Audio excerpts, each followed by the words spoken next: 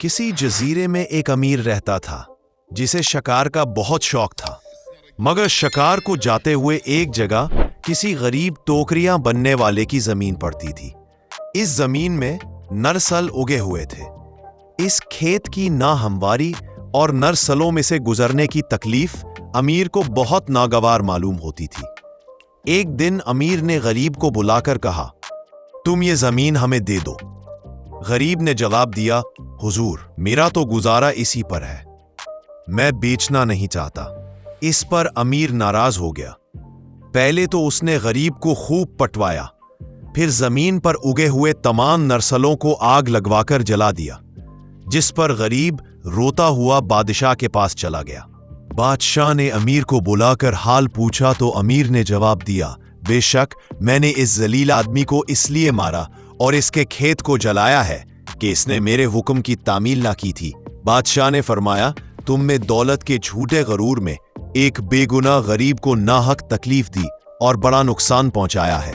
हालांकि तुम्हारा परदादा इससे भी ज्यादा गरीब था, जो हमारे ही घराने की बदौलत इतनी दौलत का मालिक हो गया, जिसके विरसे पर इस वक्त तुम इतने मगरूर हो रहे हो।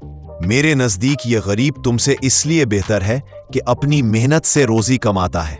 अब बादशाह ने हुक्म दिया कि अमीर और टोकरियां बनने वाले को बिल्कुल नंगा करके एक गैर आबाद जजीरे में छोड़ दिया जाए। इस हुक्म की तामील में दोनों को एक हफ्ते के लिए एक ऐसे जजीरे में उतार दिया गया जहां जंगली आदमी रहते थे। जंगलियों ने उन्हें देखकर पहले तो मारना चाहा, मगर टोकरियां बनने वाले ने उन्हें इशारों के जरिए से मिन्नत समाजत करके समझाया कि हम तुम्हारी खिदमत करेंगे। साथ ही वहां से नसल लेकर एक टोपी बनाई और एक जंगली के सर पर पहना दी। जंगली उस्ताद से इस कदर खुश हुए कि उसके पास टोपियां बनवाने के लिए हर वक्त उनकी भीड़ रहने लगी। मगर नंगे अमीर की सख्त शामत आई कि टोपियां ना बना सकने की वजह से उन्होंने उसे मार मार कर बेहोश कर दिया।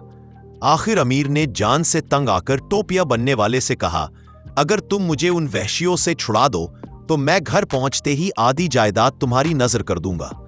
यह सुनकर गरीब टोकरी वाले ने जंगलियों को इशारे से समझाया कि यह मेरा मददगार है, इसे कुछ ना कहो, जिस पर जंगलियों ने अमीर को फिर ना छेड़ा, बल्कि टोकरी वाले के साथ इसे भी खाना देने लगे। ज्यों तू करके हफ्ता खत्म हुआ तो एक सरकारी कश्ती आकर उन्हें यहां से फिर बादशाह के रूबरू ले गई।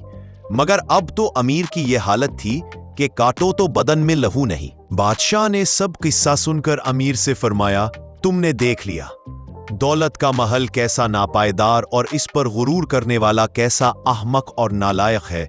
असली दौलतमंद वही है जो हुनर जानता और मेहनत कर सकता है।